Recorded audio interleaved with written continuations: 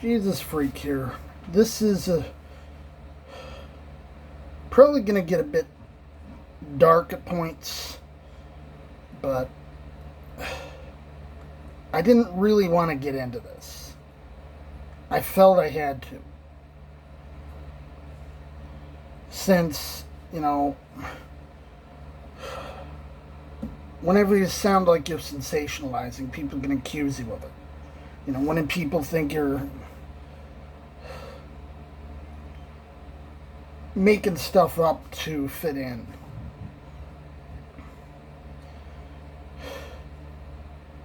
I assure you, I am not. Now,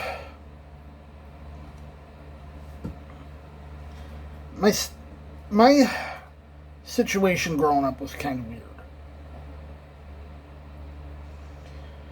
Most of my childhood, I was in foster homes. In fact, for a while there, I was living in an assumed identity. Foster home I was with wanted to adopt me. Apparently, there was a whole bunch of hinky-jinky stuff going on behind the scenes. My parents on one side, my father's parents on another side, the foster family on a third side.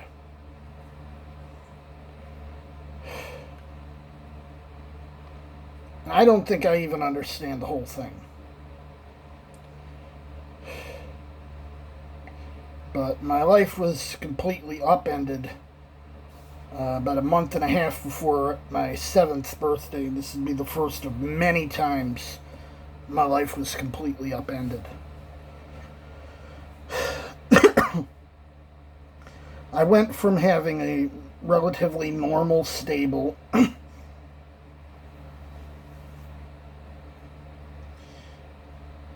middle-class, suburban upbringing in Liverpool, New York,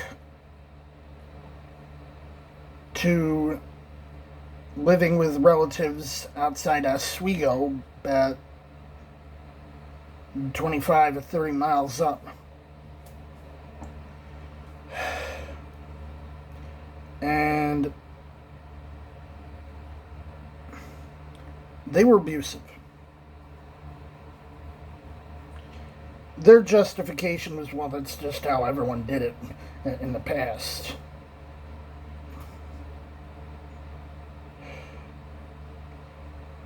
Which, while probably true, I don't think it really justified it.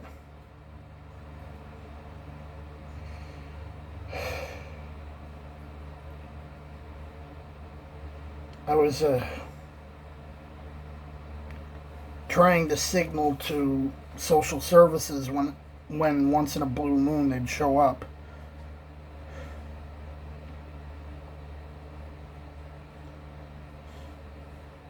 That I didn't like the situation because of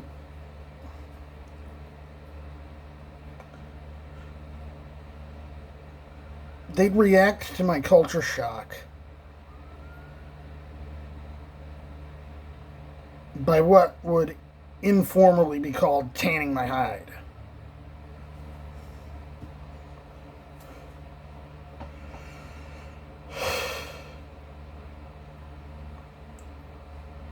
I went through that for a little over 5 years. I was living with my grandmother, who eventually legally adopted me, and my uncle, who was my dad's youngest brother and who was mama's boy. Did everything she wanted. At the time, I blamed him more for the abuse, but I think, thinking it over, he was basically doing what he was told. He did it somewhat, ease up.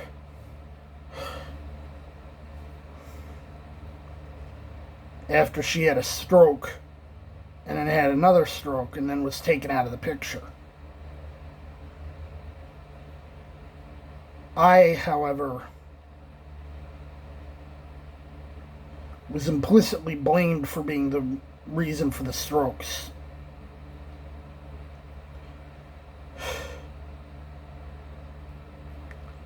The reason I think I was taken out of the situation was because one day in school, I took a duffel bag, loaded it with my textbooks, and tried to strangle myself.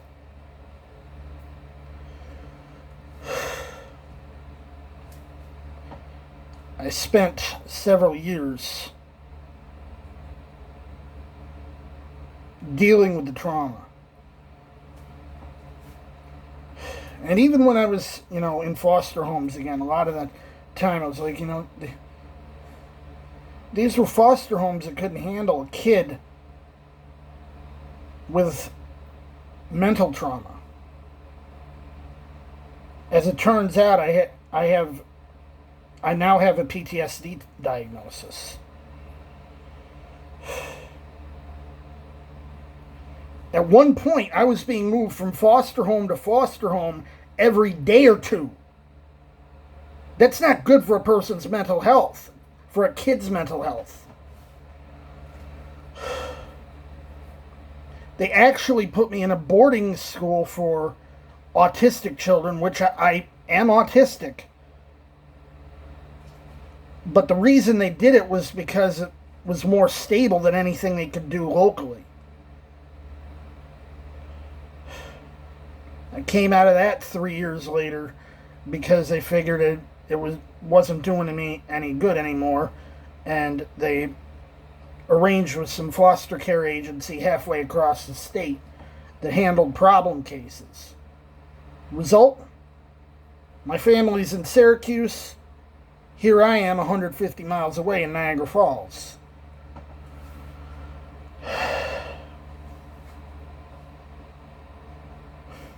Still had a bit of trouble to deal with.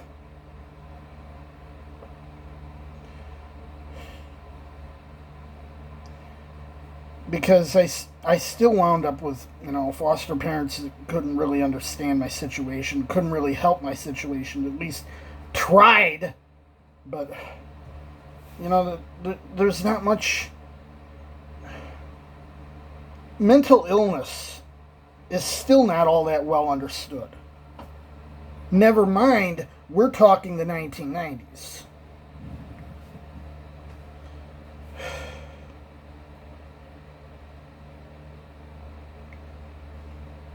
Anyway, I've been pretty much on my own since I turned 21, or a little bit after that. That was 2001.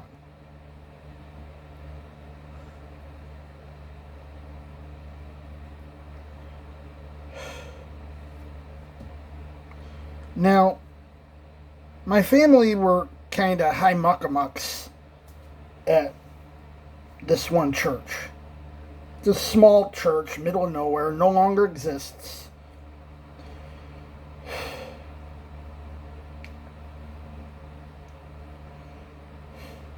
My uncle that was raising me and my other uncle who lived right across the road were studying to get into the ministry.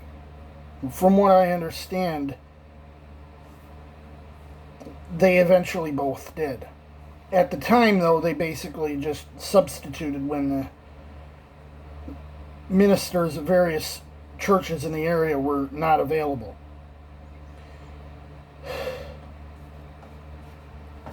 So I've said, yeah, I'm kind of PK, not exactly. A lot of my abuse was with a coat hanger in one hand and a Bible in the other, metaphorically speaking.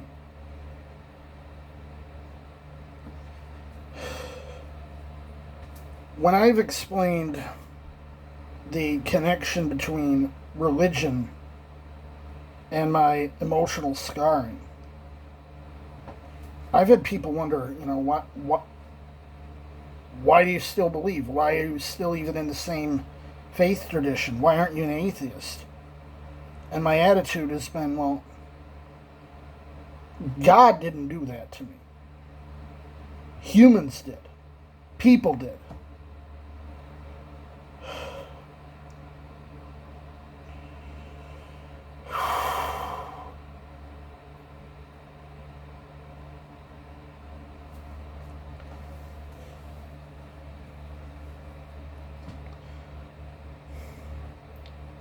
What has to be said has to be said.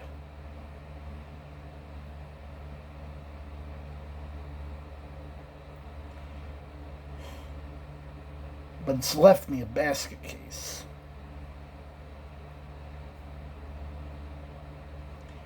Often I get accused of being... It's that same mindset I was raised in, you know. My family is what we'd call MAGA now. They were the same thing 35, 40 years ago.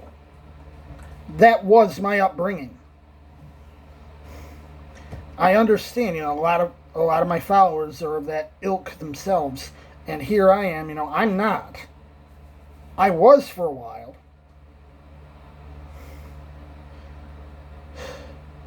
When I moved out on my own, I was hoping, you know, get welfare for a little while to try to get settled and try to get a job. There weren't no jobs to have. And even as a kid, you know, you're looking for work as a teenager. No one's hiring. What, can you get a job at McDonald's? Nope, not hiring. What about Tops, the stores, the supermarket? Always hiring. Nope. We don't need you.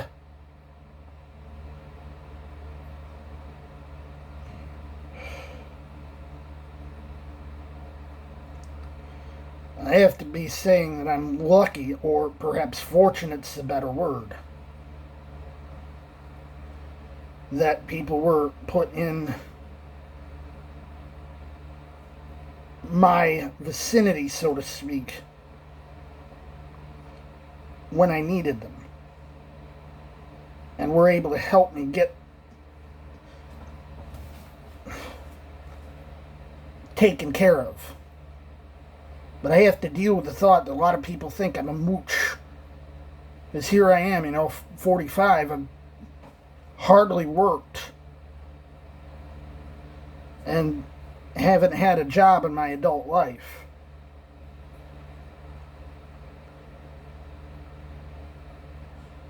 I mean, who's going to hire me? I'm a liability.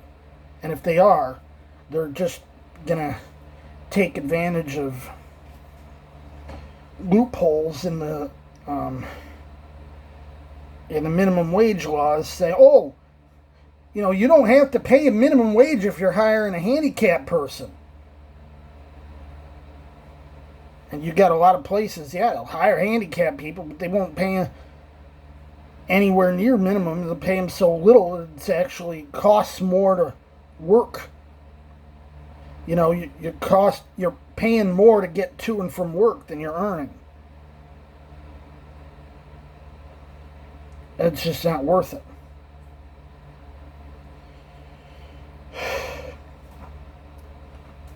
But like I said, you know, there's this attitude that people like me just waste oxygen.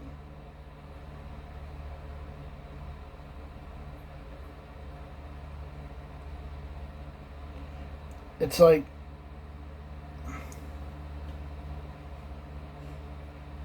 you call yourself Christians, and you're telling people that you'd rather they die if they can't get a job than ensure they can live.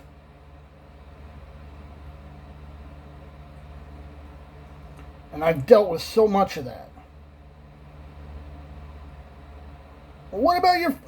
I had to go nuclear on my family. When I was in foster care, you know, they thought it was going to be a temporary thing. Yeah, right. And I was like, you know, we'll give you two options. You can go back with your family,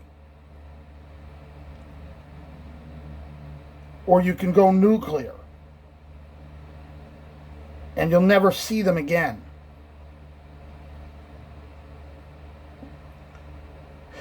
Having been through what I went through, I felt like there was no other choice to make. And I was estranged from my family for 24 years because social services made me make that decision. Rest assured, I felt guilty the whole time, and I still do.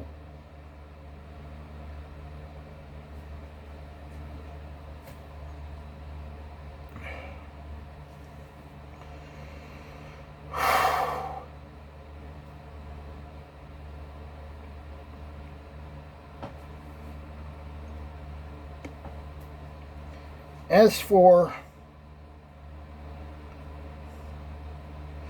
why I tend to lean politically left,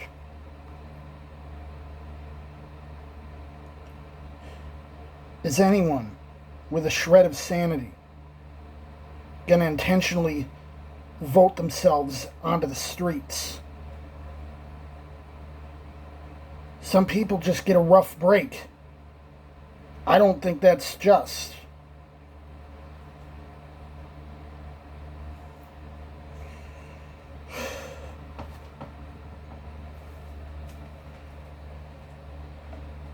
And saying, oh, because the afterlife, what? That's small consolation.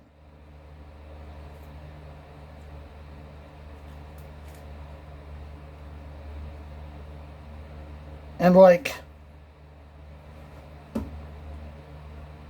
I do more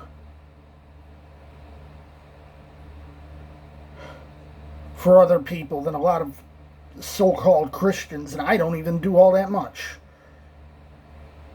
Because I've seen so many where the attitude is like, you can't take care of yourself? Well, why should I give a damn? It's like the Gospels aren't even in their Bibles.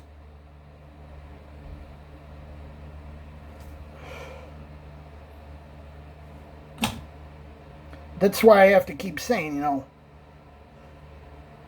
you think I have this stance because you think I'm some sort of fascist, socialist, communist, Marxist, atheist, Muslim, whatever other epithets you got.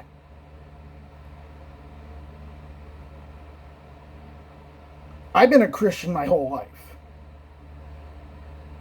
Mostly.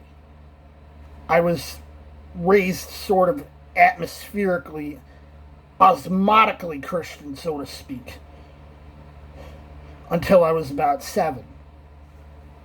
And then regular, church attendance was a thing, and I was raised in church from there up.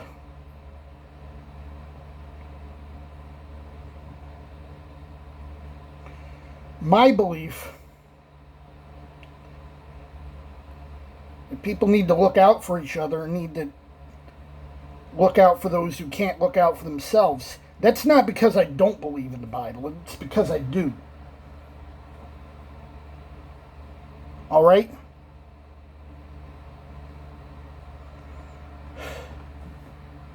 I find myself, in a lot of circles where it's like,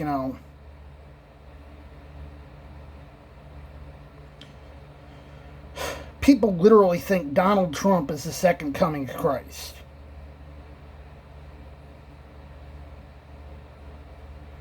Or like anyone who's a mainliner is a virgin-killing Satanist.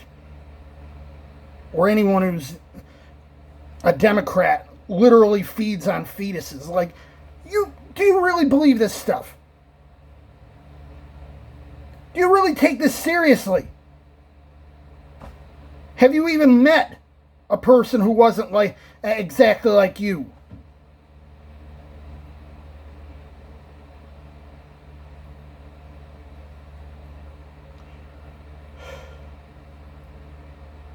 You ever met a person who wasn't a right-wing evangelical halfway on the road to NAR if they weren't already there?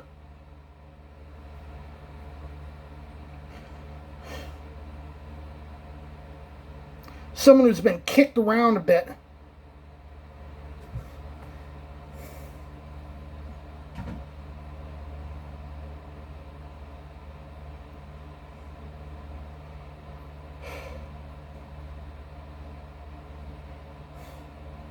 A lot of this antipathy towards the other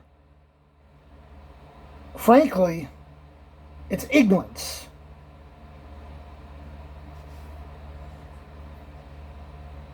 I put myself out there so there's people like me out there.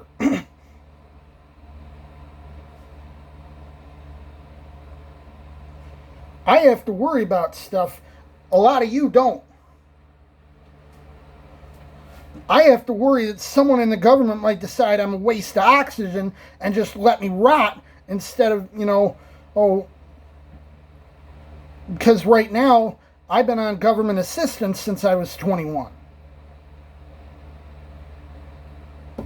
This attitude that people who can't take care of themselves should be left to rot and, shouldn't get a little hand trying to help them out. I'm not looking for much. I never did.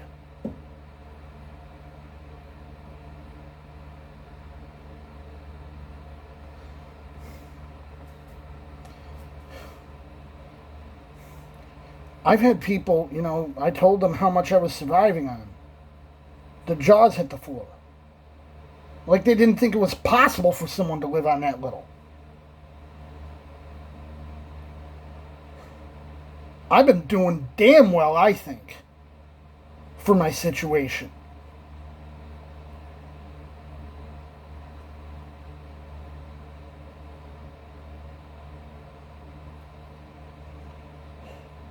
I don't need that much. I just worry about what little I have. Not because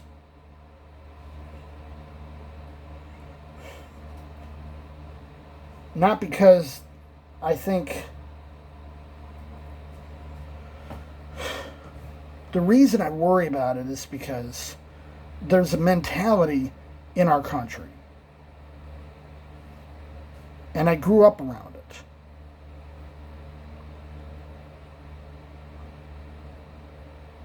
The mentality is, if you can't hack it, drop the meat bag and save us the oxygen.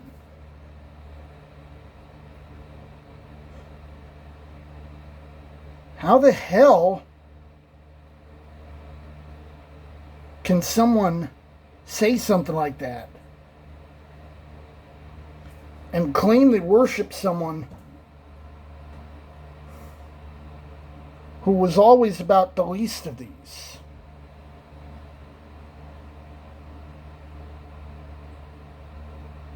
That's always been my approach since I grew up.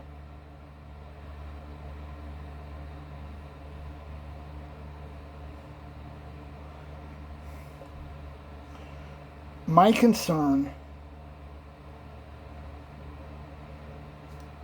is those who can't take care of themselves because they got dealt a bad hand in life